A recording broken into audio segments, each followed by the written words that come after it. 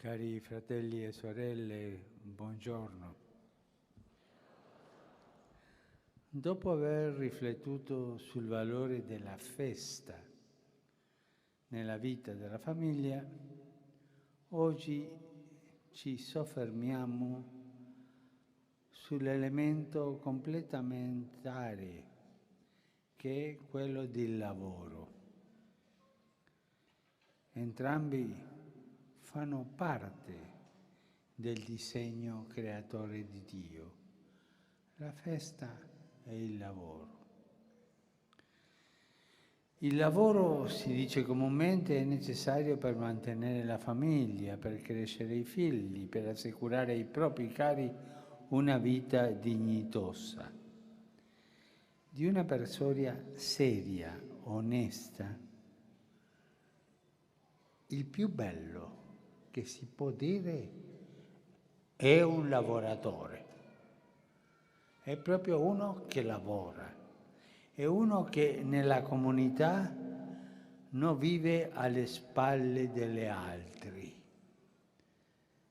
Ci sono tanti argentini oggi, ho visto, e dirò come diciamo noi, non vive de arriba, capito?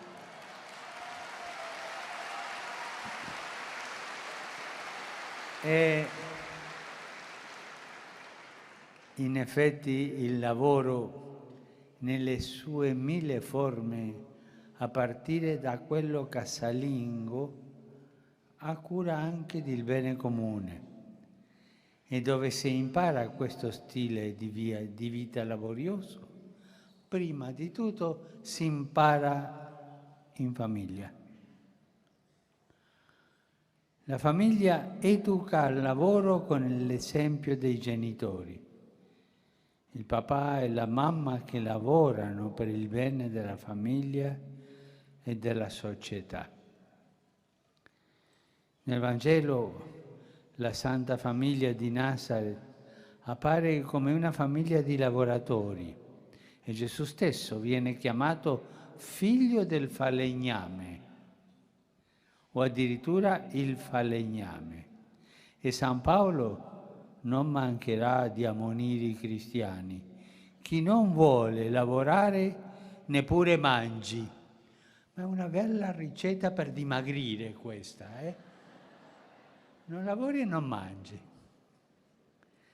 L'Apostolo si riferisce esplicitamente al falso spiritualismo di alcuni che di fatto vivono alle spalle dei loro fratelli e sorelle senza far nulla. L'impegno del lavoro e la vita dello spirito nella concrezione cristiana non sono affatto in contrasto tra loro. È importante capire bene questo. Preghiera e lavoro possono e devono stare insieme, in armonia, come insegna San Benedetto. La mancanza di lavoro danneggia anche lo spirito, come la mancanza di preghiera danneggia anche l'attività pratica.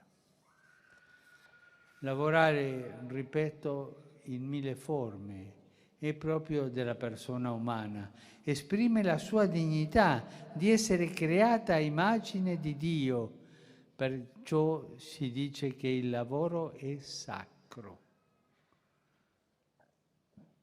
Il lavoro è sacro e perciò la gestione dell'occupazione è una grande responsabilità umana e sociale che non può essere lasciata nelle mani di pochi o scaricata su un mercato divinizzato.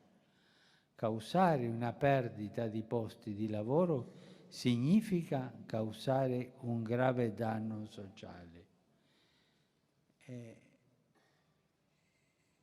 io vengo rattristato quando vedo che non c'è lavoro, che c'è gente senza lavoro, che non trova lavoro e che non ha la dignità di portare il pane a casa. E mi rallegro tanto quando vedo che i governanti fanno tanti sforzi per tanto lavoro, per trovare posti di lavoro e per cercare che tutti abbiano un lavoro. Il lavoro è sacro, il lavoro dà dignità a una famiglia e dobbiamo pregare perché non manchi il lavoro in una famiglia. Dunque anche il lavoro, come la festa, fa parte del disegno di Dio creatore. Nel libro della Genesi il tema della terra come casa giardino, affidata alla cura e al lavoro dell'uomo, è anticipato con un passaggio molto toccante. Quando il Signore Dio fece la terra e il cielo, nessun cespuglio campestre era sulla terra, nessuna erba campestre era spuntata, perché il Signore Dio non aveva fatto piovere sulla terra e nessuno lavorava il suolo e faceva salire dalla terra l'acqua dai canali per irrigare. Non è romanticismo, è rivelazione di Dio e noi abbiamo la responsabilità di comprendere e assimilarla fino in fondo. L'enciclica Laudato Si, che propone una ecologia integrale, contiene anche questo messaggio. La bellezza della terra e la dignità del lavoro sono fatte per essere congiunte. La terra diviene bella quando è lavorata dell'uomo, vanno insieme tutte e due. Quando il lavoro si distacca dall'alleanza di Dio con l'uomo e la donna, quando si separa dalle loro qualità spirituali, quando è in ostaggio della logica del solo profitto e disprezza gli affetti della vita, l'avvilimento dell'anima contamina tutto, anche l'aria, l'acqua, l'erba, il cibo. La vita civile si corrompe e l'habitat si guasta e le conseguenze colpiscono soprattutto i più poveri e le famiglie più povere.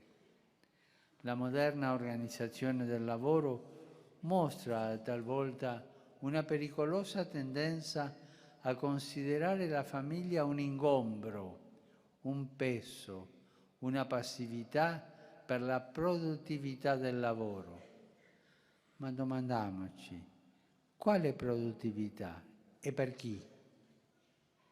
La cosiddetta città intelligente è indubbiamente ricca di servizi e di organizzazione, però ad esempio è spesso ostile ai bambini e agli anziani. A volte chi progetta è interessato alla gestione di forza lavoro individuale da assemblare e utilizzare o scartare secondo la convenienza economica. La famiglia è un grande banco di prova. Quando l'organizzazione del lavoro la tiene in ostaggio o addirittura ne ostacola il cammino, allora siamo sicuri che la società umana ha incominciato a lavorare contro se stessa. Le famiglie cristiane ricevono da questa congiuntura una grande sfida e una grande missione. Esse portano in campo i fondamentali della creazione di Dio, l'identità e il legame dell'uomo e della donna, la generazione dei figli, il lavoro che rende domestica la terra e abitabile il mondo. La perdita di questi fondamentali è una faccenda molto seria e nella casa comune ci sono già fin troppe crepe. Il compito non è facile. A volte può sembrare alle associazioni delle famiglie di essere come Davide di fronte a Goglia. Ma sappiamo come è andata a finire quella sfida. Ci vogliono fede e scaltrezza, Dio ci conceda di accogliere con gioia e speranza la sua chiamata in questo momento difficile della nostra storia, la chiamata al lavoro per dare dignità a se stesso e alla propria famiglia. Grazie.